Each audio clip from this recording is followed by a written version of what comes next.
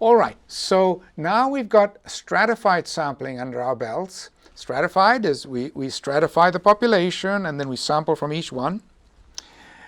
Now, the next different design we're going to look at is called cluster sampling. And cluster sampling, very similar, maybe, you might think, to stratified sampling, but it's not. It's a much cheaper way of doing things. And actually, one of the biggest cluster sampling ideas of the 20th century was to overcome one of the biggest scourges we had in the 20th century, which has declined tremendously in the second half of the 20th century, and that is polio. And how do you test the polio vaccine? And the idea of clustering is you get little clusters and then choose at random some of those clusters and test it out there.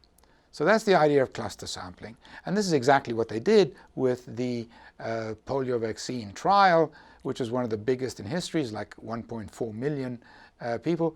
But what they did is they chose a few places and you go and you do an intensive sampling there. Now here it also made a lot of sense because we're dealing with an infectious disease. There's a substantial loss in precision in a cluster sample, but it's much, much cheaper. Now what you do is you divide, number one, you divide the population into clusters, just like we did with Strata. Now, instead of choosing every single one of those clusters, you choose which clusters to measure. So you might choose 1, 2, 3 clusters, and then you measure those clusters. Okay? Now, what you want, if you think about it a little bit, suppose you just do one cluster. What you'd like is for that cluster to be representative of the population. So you want maximal variability within a cluster. And this is where clusters are different from strata. Remember with strata, we wanted, within a stratum, we wanted to minimize the variability within a stratum. With clusters, you want to do the opposite. You want to maximize the variability within a cluster. And that's cluster sampling. Now, we could also do what is called two-stage cluster sampling, where you choose some clusters, and then within those clusters you might take a simple random sample and not sample everybody within a cluster. Okay, so that's cluster sampling. So here's an example. Eritrea, we needed to evaluate the use of bed nets. And so each place, when it was determined that the bed net usage was less than 60%, that's colored dark brown or dark red. And so, for example, down here, and then where the bed net was deemed to be better than 60%, those get a yellow. So there are some. And what I've drawn here are the sub-zobas. So zoba is like a province, and these are the sub-zobas. So, for example, here is a zoba, and you can see it's like this. So the dark lines give you the zoba. And then within, you get the sub-zobas. So the ones that are white were the sub-zobas that were not sampled. So you can see this was a cluster sample because all of these sub-zobas were not sampled. Within a sub-zoba, then you did your sampling, and then you made a declaration for the whole sub-zoba. And then what you can do is combine all these sub-zobas and make a declaration for the zoba. So this zoba here was declared as having coverage between 60 and 80%. Same is true of this zoba here. Even though, when we go back, we can see that there are some sub-zobas. So here are 2 within this big zoba where the coverage was bad. This is what happens when you do your sampling. Okay? So at the zoba level, you just combine the sub-zobas that were sampled and you smooth out over those sub-zobas that were not sampled. Okay, so you get the idea of how cluster sampling works.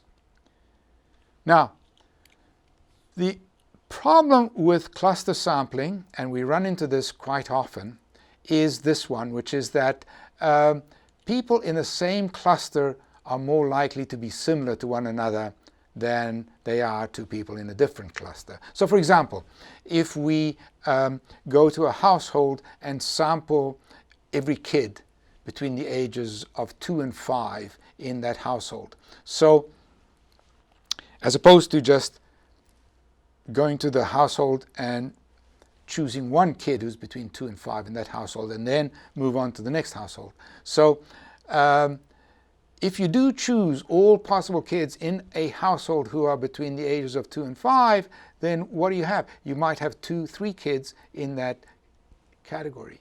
Then in a particular household, you expect those kids to be much more similar to each other than kids across town. So, for example, if you're doing a malnutrition study, or if you're doing a vaccination study, if the parents are responsible enough to get one kid vaccinated, chances are they'll get all the kids vaccinated.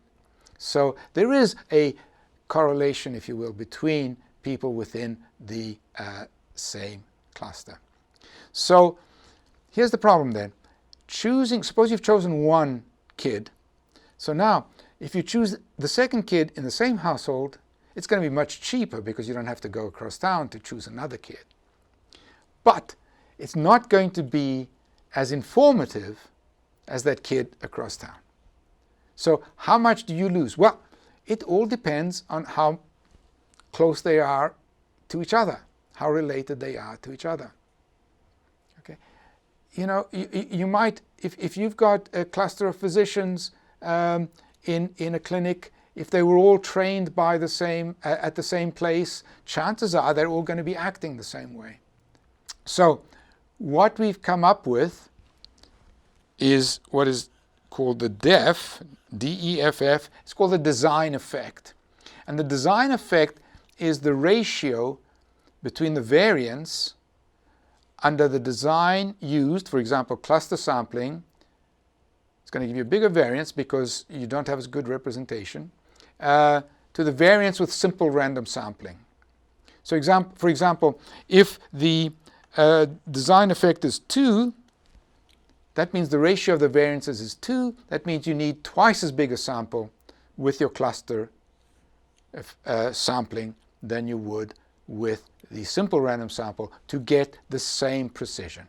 So that's the idea of the design effect. And you hear this quite often, and design effects of 1.5 to 2 to 3 are usually what you run into when it's a well-designed study. But bigger ones have been documented too, all the way up to 30.